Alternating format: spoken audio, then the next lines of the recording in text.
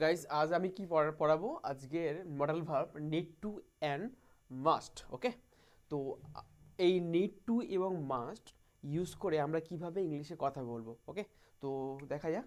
প্রথমে যে অ্যাফার্মেটিভ স্ট্রাকচারটা, সাবজেক্টের পরে নিড টু, দেন ভার্বের V on and object. Okay, so আমি যদি বলি যে আমার পড়ার প্রয়োজন, সো এখানে সাবজেক্ট কী দেবো? I need to read.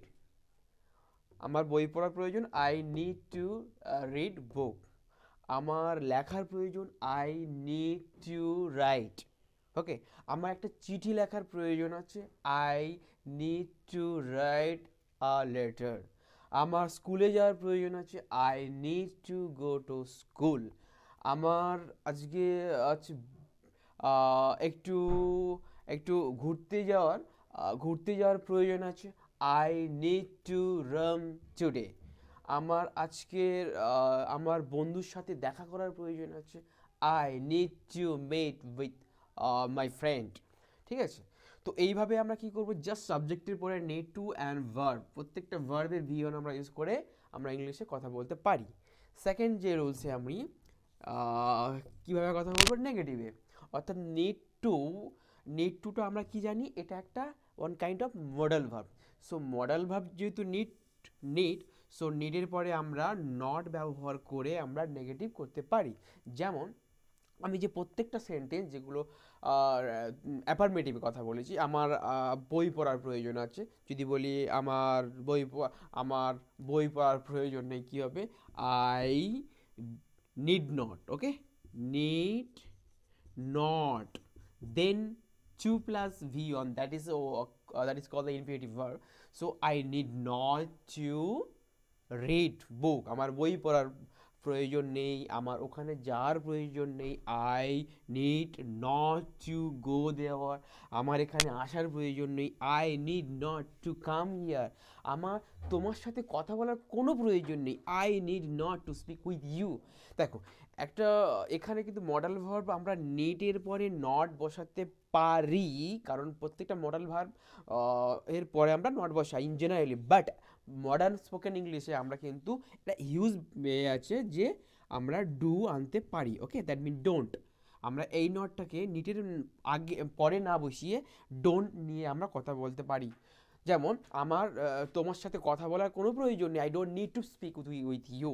আমার ওখানে যাওয়ার কোনো প্রয়োজন নেই, I don't need to go দেওয়ার। আমার আজকের খাওয়ার কোনো প্রয়োজন নেই আজকে, so I don't need to eat today. সো এইভাবে আমরা নেগেটিভে কথা বলবো। তো আমরা এটা পারি, আই নিড নট, আমি সাবজেক্টে পরে নিড নট দিয়ে, অর আমরা ডোন্ট নিড দিয়ে কথা বলতে পারি। তো এটা দিলেও ভুল হয় না, বাট মডার্ন স্পোকেন ইংলিশে এটা huge. I don't need two verb, I don't need to dance, I don't need to sing, গান করতে আমার গান করার প্রয়োজন নেই, আমার পড়ার প্রয়োজন নেই, I don't need to read, আমার যাওয়ার প্রয়োজন নেই, I don't need to go। তো এইভাবে আমরা কি করবো, নেগেটিভে কথা বলবো। ঠিক আছে, সো নেক্সট আমরা জানবো কি, মাস্ট। তো মাস্ট মানে আমাদেরকে প্রথমে জানতে হবে অবশ্যই।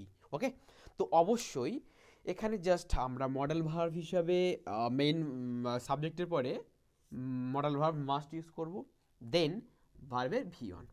আমি অবশ্যই কলেজে যাচ্ছি আজ, I must go to college today. আমি অবশ্যই আজকের আমার ওই বন্ধুর সাথে দেখা করব, I must meet with my friend. আমার ওই বন্ধুটার সাথে অবশ্যই আমি আজকে দেখা করব।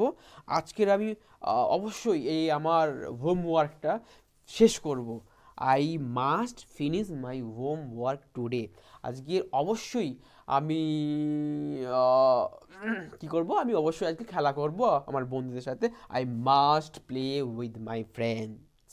ওকে, তো এইভাবে আমরা কি করছি, অ্যাফার্মেটিভের নিয়ম শিখলাম মাস্ট দিয়ে, অর্থাৎ মাস্ট মানেই অবশ্যই করে কোনো একটা কাজ। ওকে, তো নেগেটিভে যদি আমরা কথা বলতে চাই, কীভাবে কথা বলবো, যে এই আমি অবশ্যই করে আজকে তুমি অবশ্যই করে আজকে কিন্তু আমাদের বাড়ি যাবে। ঠিক আছে,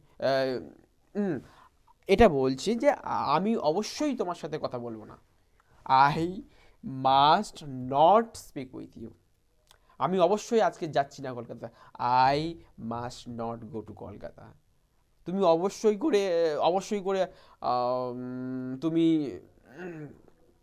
কি করবে না, আজকে খেলা করবে না। You must not play today. আজকে অবশ্যই তুমি খেলা করবে না।